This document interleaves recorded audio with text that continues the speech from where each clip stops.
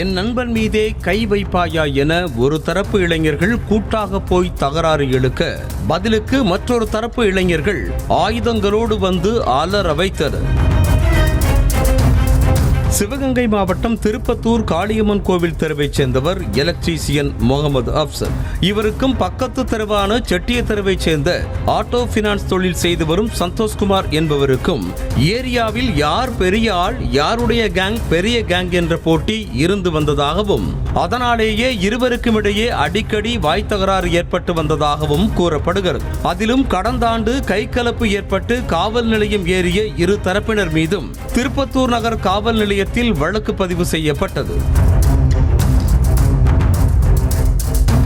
ஆனாலும் அவ்வப்போது இருவரும் முறைத்துக் கொண்டே சுற்றி கொண்டிருந்ததாக சொல்லப்படும் நிலையில் சந்தோஷ்குமார் காரில் சென்று கொண்டிருந்தார். அப்போது சாலையில் பைக்கில் நின்று கொண்டிருந்த முகமது அப்சலை நோக்கி, சாலையில் ஓரமாக தள்ளி போய் நிற்க முடியாதா, காருக்கு அருகில்தான் நிற்பாயா என திட்டிவிட்டு காரை எடுத்து சென்றதாக கூறப்படுகிறது.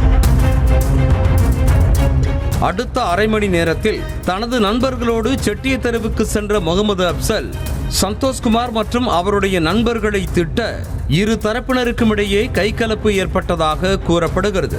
இந்த கைகலப்பு முடிந்து இரு தரப்பினரும் கலைந்து செல்ல ஆத்திரமடங்காத சந்தோஷ்குமார் தரப்பினர் நொண்டிக்காட்டு பாவா சந்து பகுதியில் நின்று கொண்டிருந்த முகமது அப்சல் மற்றும் அவரது நண்பர்களை கட்டை மற்றும் வாளால் விரட்டி கண்மூடித்தனமாக தாக்கியதாக கூறப்படுகிறது.